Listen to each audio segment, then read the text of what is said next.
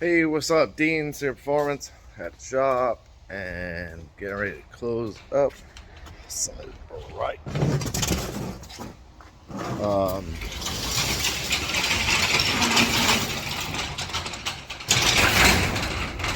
we are tires on, batteries closed up. We got everything inside connected. Man, that bitch is hot. Fuel lines are all done. So I did end up with the return being on the passenger side. I only had a short piece of hose, but I did fully connect the fitting. His hose, it was janked up. So I replaced the hose to make it longer. Then I replaced the vent hose. His was old, crusty, and hard. And I ran it down through the hole into the factory little, where is it? There it is. The little plug. So I put the grommet back in and everything. So that's good. But, fuel line, 90'd. It takes a nice swoop into the filter, into the pump, and then I thought I had an 845 and I was gonna cut the line and put a 45, but I'd say he's gonna run out of pump with a bigger turbo and all that stuff. So he's gonna have to do a little bit of a different pump configuration. So I just kind of left the line. It's really long. It's got a big swoop in it. But it might work out for him if I can convince him to do like 2 or 3 in-tank pumps. But I got everything above, off the floor, zip tied up. The only thing I didn't do, because I got tied up with something, and I'll show you in a minute. I didn't do the 2 straps for the tank. But I got all the wiring in, tucked, oh, can't see it, tucked in there in the clips, ran to the back, all zip tied up. Did I really leave that big red wire that long? That'd be crazy. Bouncing around. I didn't notice it. I did. What an idiot. That's for the transmission fan. Oh, I know why. I'll get to it. All right, yeah. Boy. So the transmission fan is in the back. It was in the back. And that wire, that little gray wire right there, ran under the car, up through the fender well, and to the relay here. So, being that this thin of a gauge, it can't carry the amps that far. So the farther you go, the thicker the wire you got to use. So my suggestion would be to move this relay to the back. He's going to also need to do relays in the back at the pump, because he's carrying the pump off the Holley wire, which is fine if you have like a small 255 or something like that, and it works on this one. But you can see, you can't see. This is what happens, and I only seen this like another time, I think. This is the relay for the fuel pump right here, and then this is the main harness fuse. This is the relay for the fuel pump, and it should be in a container like this, a fuse holder like this, but it's in a 2 males with a fuse shoved in it. So that tells me that they're overloading the circuit, and melted this plug, and then ended up doing it this way. That'd be the only reason to change it to this. And this is really short, this fuse wire, and they're usually quite a bit longer. You can see this one's pretty long. This one's really short. So it tells me they shortened it. They cut it down. So, I mean, it comes over here, but it's normally long enough that I can hang the relay. I can't see. I can hang the relay and bring this over to it. So you can see it's a bit shorter. The relay's got a ton more room. So that, he's gonna have to keep an eye on that. But regardless, I pulled it through the firewall. I also took the fuel pump wire, pulled it out of the harness where it was coming through the firewall. I fed it all the way back to here so it just kind of dives over. I got everything all plugged in. I bent this little bracket off the first tub that I made and put the 2 bead rolls in.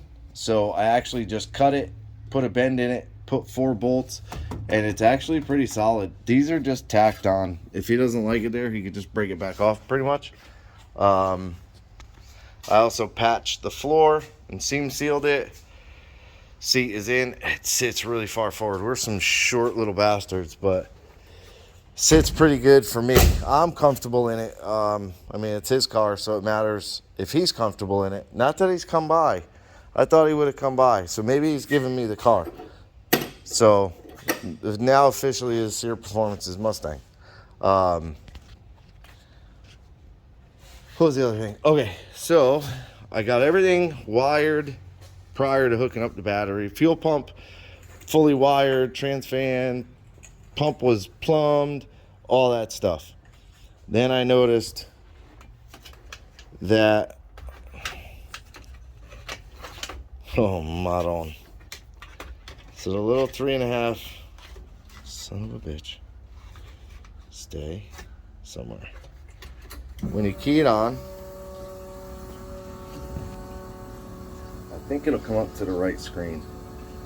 Sort of the right screen. But you see here, that's coolant temp sensor has a low error, which I saw prior, but I just thought maybe the sensor is bad. But then because I had everything disconnected, I had to go back through the dashboard, and I noticed when I clicked on this one that the MAT was a low error. And I thought, well, is it plugged in? And it is right there. So I was like, man, that's weird. Then you come over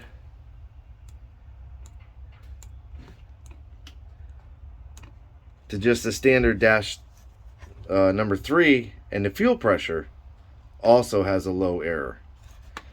So I thought, that's really weird that all 3 of them are in this same harness right there. You've got the fuel pressure sensor right here, the coolant temp sensor here, and the manifold absolute temp there, or manifold air temp, whatever you want to call it. All 3 of them come off that same split right there. So I've had this before, and it was me. I messed up rewiring an LS3 map sensor. I flipped 2 of them the wrong way, and it gave me a error on a bunch of sensors. I don't remember what they were, but as soon as you unplug it, the error goes away on the other sensors. So that's what I did. I unplugged that, I unplugged that, I unplugged that. But the oil pressure works. So all of those are on the same sensor ground that leads back to the ECU. But being that these 3 are split off right here, I thought, man, I swear it's on the same as a TPS, the same ground, but I don't 100% remember, because I know I could pull the fuel pressure all the way back. I normally do. I pull it all the way back to like over here.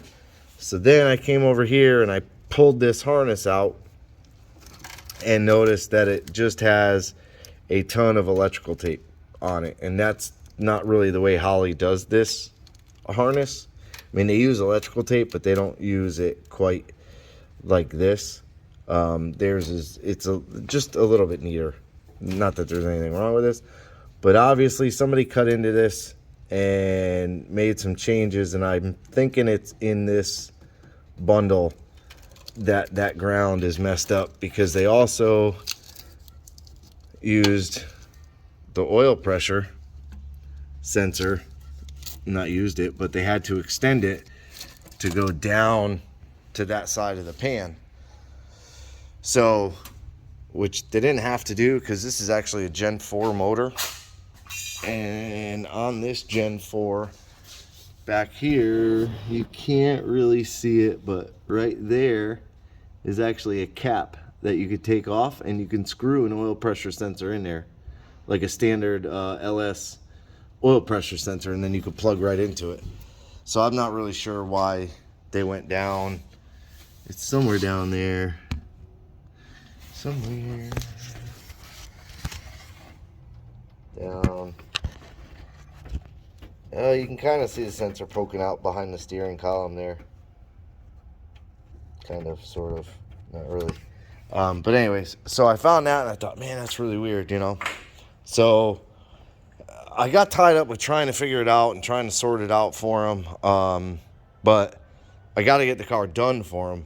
A little bit of a wiring issue is more than likely something he can handle. I already kind of ran through like kind of a little diagnostic thing.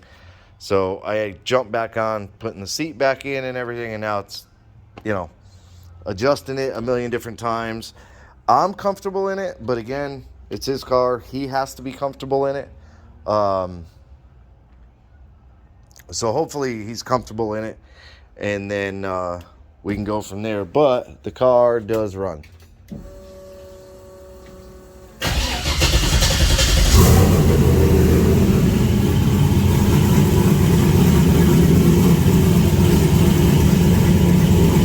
So I'm noticing the fuel pressure is flickering, which is kind of weird to me. But the oil pressure is working.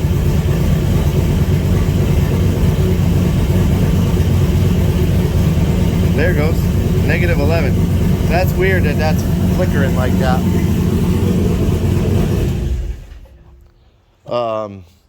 I do know also that you can see right there, the steam port is open in the back.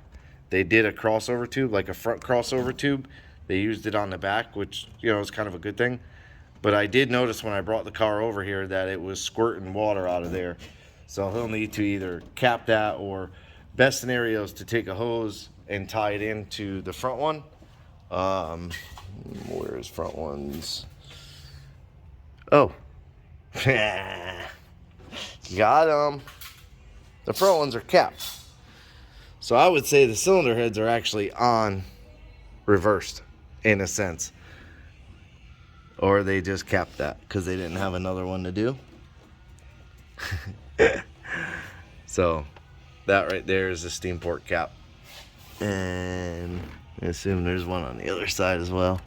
Yeah, one on the other side as well. So, oh, he doesn't have a port for it in the radiator.